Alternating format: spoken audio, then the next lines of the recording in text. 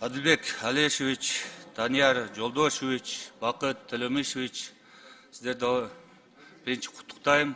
Әлбетте, жоғарыда біздің кесіптештеріміз айтқандай, жоопкерчиликтүү кызматтарга келип атасыздар. Мына жоғарыда негизинен угатам, бул жакшы сөздө Адылбек Алешевич. Кудай буйрса, ошо чын жүрөктөн иштеп берем деп атасыз. Эгер жүрөктөн иштесе, албетте ал жерде иш болот. Ана мына командам деп дагы айттыңыз, чоң иштешип жүргөн экенсиздер.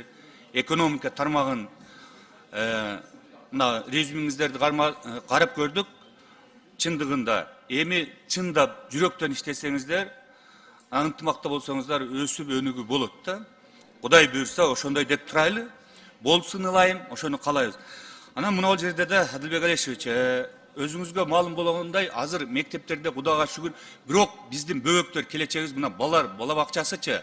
Бүгүнкү күндө 30% эле барат экен да, 70% бөбөк үйүндө да.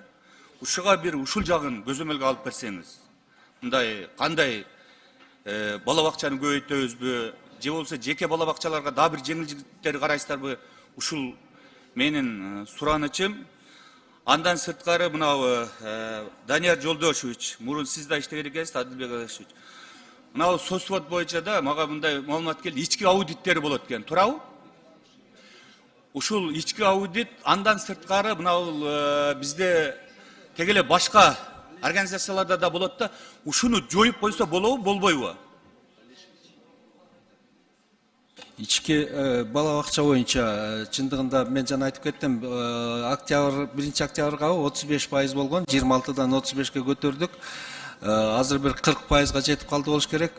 Биздин максат 70-80%га чейин көтөрүү. Бул боюнча министрлер кабинетинин токтому да бар. Эки жол менен кетебиз. Биринчи уктоочу бөлмөлөрдү реформалоо, экинчи жаңы садиктерди куруу. Бул мен орун басар болуп турганда да бул менин көзөмөлүмдө болчу. Бизде комиссия түзүлгөн болчу, ошо комиссиянын мен жетектечимин, мына Данияр Жолдош жетектейт, ошону мындан ары алып барат, бирок менин көзөмөлүмдө да бул болот. Чындыгында бул биздин балдарыбыз ошо бала бакчаларга барып, ата-энесине иштегенге мындай өбөлгө түзүп бериш керек да. Экинчи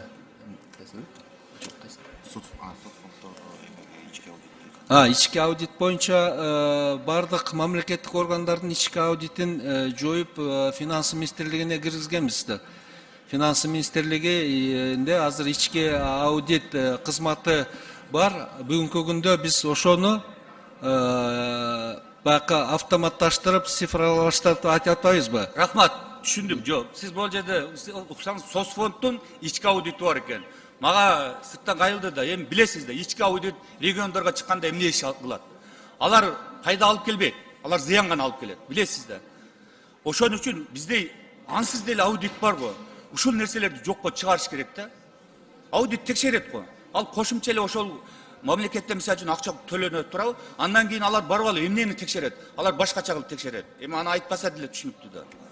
Менин сунушум. Андан сырткары могул жерде өзүңүзгө белгилүү болгондой, мына бул салыкта киреше салыгынын 10%ын алып, 90% гана жергиликтүү бюджетте калды да, жергиликтүү. Ошону Ош шаарында ошондо бүгүнкү күндө мисалы үчүн 300 миллионго чейин да бюджет азайып атат да. Быйылкы баягы өнүктүрүү шаарларды болуп атпайбы? Ушу биздин түштүк борборуна планда барбы быйылкы өнүктүрүүгө? Мындай акча каралганбы? Рахмат, ушуну көзөмөлгө алып берсеңиз. Сиздерге ийгилик, ишиңиздерге колдойбуз албетте.